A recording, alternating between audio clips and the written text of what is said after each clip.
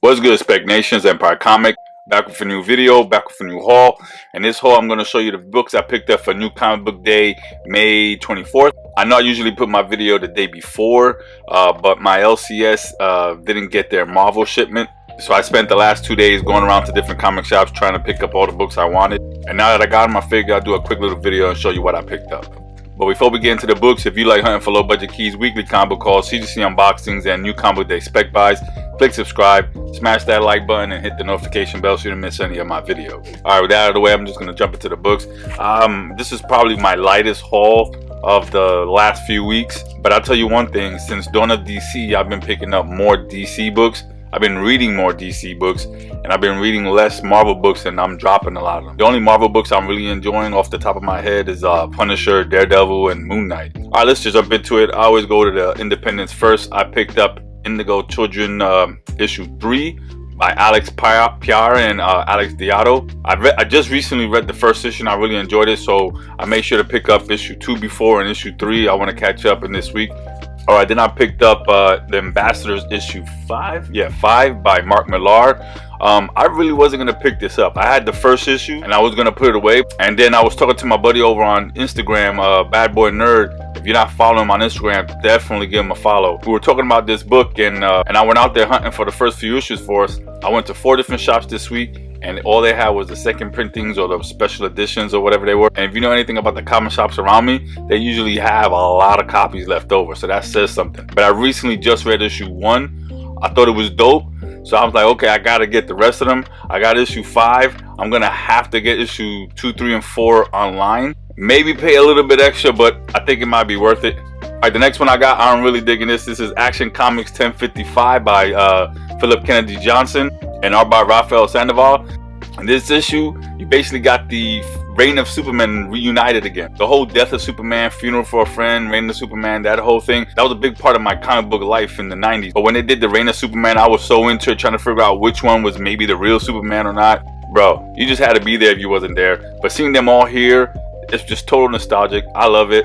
I've always been a fan of Cyborg Superman whenever he's in the comic. Maybe it's just because it reminded me of back then. The Cyborg, this issue, I thought it was dope. You get Superman, Superboy, and John Henry. Superman gets like the Eradicator, but it's kind of a program.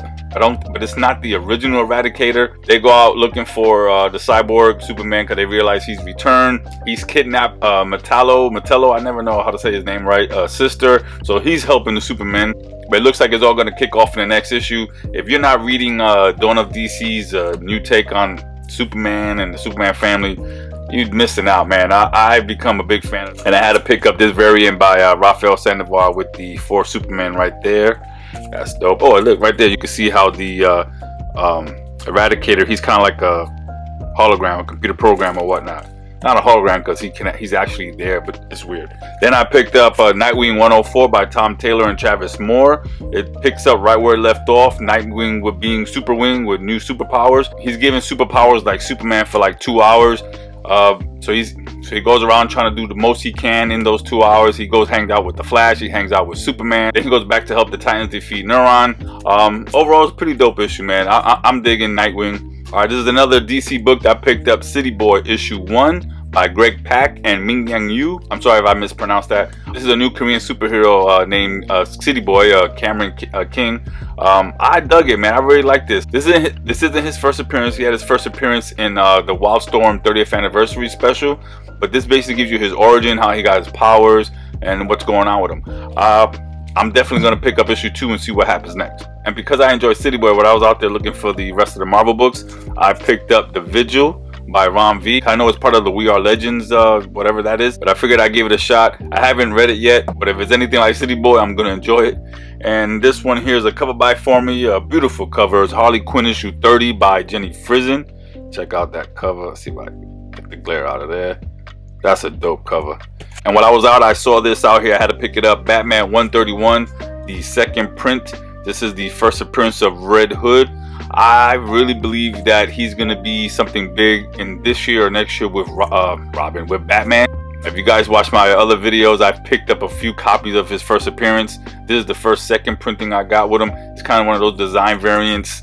Got it for cover price. If you see it out there for cover price, pick it up, man. All right, now for Marvel, I picked up Thor issue 34 by Tuan Grebek and art by Juan Gideon. I haven't read it yet. I haven't been enjoying Thor.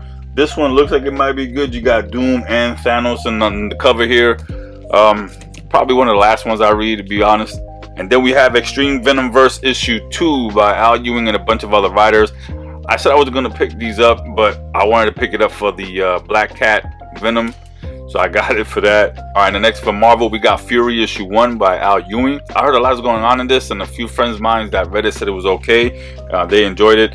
So I went and picked this one up. Also in the issue of Fury, you had the first appearance of Scorpio, which is the female version of Fury. All right, next I got for a cover buy, I got Spider-Man 2099 issue 4, Dark Genesis, Spider-Man 2099 Dark Genesis issue 4, the Lashley variant with, I think that might be a new Punisher 2099 on there. I'm not sure. I'm not reading that, to be honest. Just collecting the frame variants.